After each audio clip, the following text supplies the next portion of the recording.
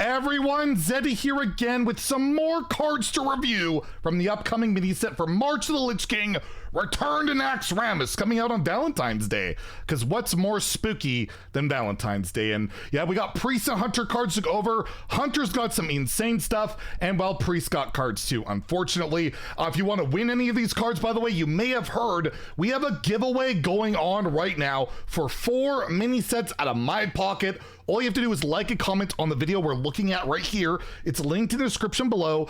Be subscribed to the channel. If we manage to hit 64,000 subscribers by next week, I will add another mini set to that giveaway. So hit that sub button, make me go broke. And well, let's take a look at the Hunter cards. They are all good. These are all good cards. And we're gonna start off with which I think is the best one. Trinket Tracker, a 1 mana, 1/1 undead battle cry, draw a 1 cost spell. Remember when Novice Engineer used to be a playable Hearthstone card, a 2 mana 1/1 that would just draw a card? It was a neutral, but now we're at the point where we have 1 mana 1/1s that tutor specific spell types. Like, it is just crazy how cheap card draw is, and pretty much every Hunter deck runs like tracking, because why wouldn't you? You also have like Wound Prey. You can put in other stuff in to make it a little bit more consistent, but overall, I just don't know what Hunter card or Hunter deck will not run this card, as long as they're not running like basically any 1 mana spells. Like, why would you not? It's an undead. There's synergies with that too if you're looking for it, but overall, to me, it's a 5-star card for Hunter and Standard and Wild. As long as you're running any assortment of 1 cost spells, you're playing this card. There's no reason not to. You can even brand it and, you know, get a couple more or whatever. It's just a ridiculously good card. I expect to see this play in, yeah, basically any Hunter deck that's running tracking and maybe 1 other 1 mana spell, but maybe just tracking, it's worth it for that alone. Like, this is such a good card. Hunter players will be very happy. We also have a new secret with no spell type, so don't have to worry about that. It's 2 mana, which, yep, every Hunter secret ever has been 2 mana, but I will mention it. And zombies, a throwback to the old druid spell of bees that would summon, I think, 4 locusts for 3 mana. Well, for 2 mana, after your opponent plays a minion, so not summon, they have to play it. So if they're playing like Glowfly Swarm, it won't attack the Glowflies or anything like that. You summon 4 1/1 zombies to attack it. And a zombie, well, it looks like that. It's a 1 mana 1/1 undead and a beast. So it does have beast synergies or anti-synergy if you're looking at like reviving specific beasts or whatever.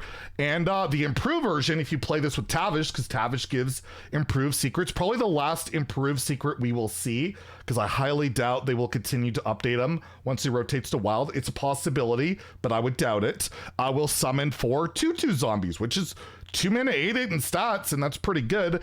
And while this kills pretty much everything on turn 1 and 2, outside of like the Corporal card, I can't remember what it's called. It's like a 2 mana 5/5 that dies when it attacks, but basically kills almost everything on turns 1 and 2, and is basically better than Snipe in most situations, because if it overkills, say it's a 2 or 1 health minion, you'll have some bees left over. You'll have tokens. That's quite good. It can also work on infuse cards as well. Each 1/1 will infuse your cards. It's only worse against like an Acolyte of Death or like a Frenzy card, right?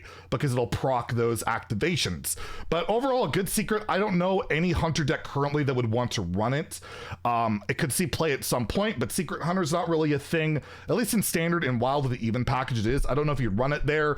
I'm gonna give it a 2 out of 5 in Standard and Wild. It's not a bad card. Rogues will discover this and play it as well. You'll also maybe take it off the 2-drop, the 2 mana neutral card sometimes. Again, as a card, it's not bad. I just don't see where it goes in any current Hunter strategy at the moment, but I do think it'll see play at some point, because it's not a bad card whatsoever. The fact it kills mostly anything early game and also leaves you with possible presence on the board is very strong. So a good card, just I don't think it's its time quite yet.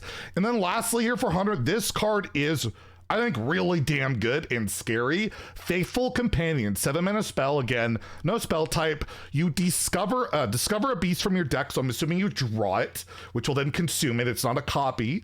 And then you summon it. So if you get King Krush for 7 mana, you get him in your hand, and then you also summon it. And then you can follow up with another King Krush, if I'm understanding this correctly, because these Discover cards have been kind of inconsistent a little bit. So we'll see, but I think that's the way it works, and then Mana Thirst 10, so if you have 10 mana, you get 2 of them. So you get 2 King Crushes, you can get 2 Hydrolodons, which summons like what, 4 3/1s that can rush in and then spawn more stuff. 2 Rat Kings, whatever you want. Was it Gazrilla in Wild? Whatever it is, that is really good value. It's board presence, you can cheat it out. There's like that 4-mana Naga that can bank extra cast of a spell, so you can discover 2 beasts from your deck and then summon them.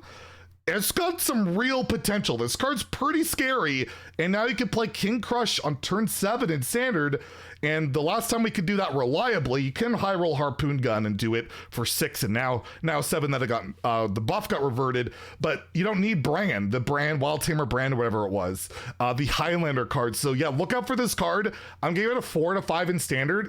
I think it's really scary and strong, and one card that I'll probably be ranting about if it's good, because mana cheat, rawr.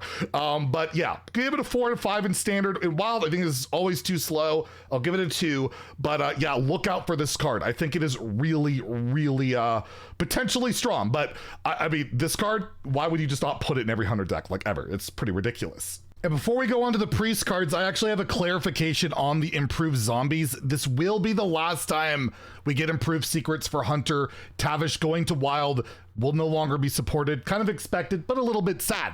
And then lastly, we have the priest cards to go over. Are they broken? They're pretty damn aggressive for the most part. Starting off with Rotting Necromancer, a 4-mana 5/4 undead for priest. So they have all that undead stuff going on right now, and you can just throw that in there. Battlecry Dredge. So it's got the old dredge mechanic from Sunken City. If it's an undead, so you find an undead minion in the bottom 3, deal 5 damage to the enemy hero. It's like Lava Burst, Mind Blast on a 4-drop. That's pretty good aggression. You get to tutor what you draw next. Probably pretty solid in Undead Priest. Possibly just Shadow Priest if you're running a good amount of undeads. That's 5 damage, and you want to push face damage. You know, playing Priest, the classically, historically, very aggressive class. I'm gonna give it 3 to 5 in Standard.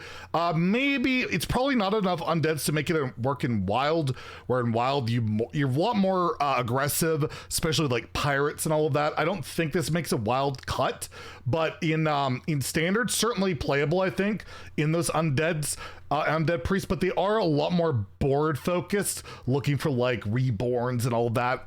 Might not make the cut, but I'll give it an optimistic 3 in Standard, but there's a good shot it doesn't see much play, and it's a decent arena pick as a 4-mana 5/4 in Dredge, and even if you don't hit the upside, it's fine in Arena. We have a Mind Seer, a new 1-mana spell, Shadow spell for Priest, so you can play this with your Benedictus, your Shadow Priest hero power and all of that.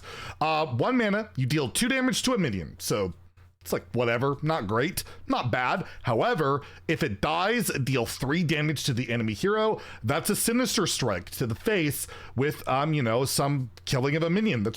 Seems like a really good card. Like, that's a lot of damage output. It's removal. Hell, you could proc like an egg on your own board that has 2 health, and you proc a Death Rattle and push face damage. I feel like this is a type of card that typically can see play, and you know, the thing is, like, you know, you have Holy Smite in the game, 1 mana, deal 3 to a minion. If you're playing like a strictly more control strategy, that's what you want. But if you're playing that aggressive Shadow Priest, and you're not playing like Wild where you want really refined shadow spells, where you really want to Shadow Visions and a Mind Blast, Raise Dead, and maybe like Shadow Thrive of the Shadows, like very specific stuff, but might just make the cut, because in Wild there's lots of like tokens, pirates, patches, things like that. I'm gonna give it 3 to 5 in Standard Wild. This could very well see some play, but very much so more on those you know, aggressive archetypes, but it can work in Undead Priest as well.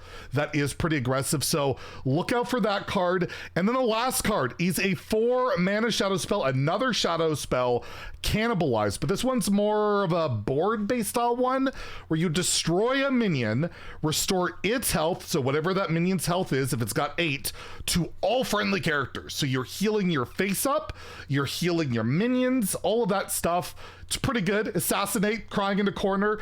We saw that recently though with like that Twisted Tether card for Warlock, which is 4 mana to destroy a minion, and then you give it stats to your undead. And there used to be like Blast Crystal Potion, which was 4 mana to destroy a minion, destroy a mana crystal. That's how crazy hard target removal is these days, where 4 mana, just kill a minion ain't good enough, and I still don't even think this sees play. I don't know what this sees plays in, unless there's like some like health regeneration, kind of more Divine Spirit, Inner Fire style of deck popping up again. Probably sees no play, so I'm gonna give it a 2 out of 5 in Sarah Wall. We have Drown in the game, where you just take a minion, put the bottom of your deck. That sees almost no play. It's crazy like how really good hard target removal needs to be to see play. So that's the 100 cards, the priest cards. We will have I think 4 classes tomorrow, so we should have 2 more reviews. Stay tuned, enter the giveaway, sub, like, comment, all that good stuff, and let me know what you guys think of the cards. And if you enjoyed the video, please like and subscribe. Have a great day and stay salty, my friends.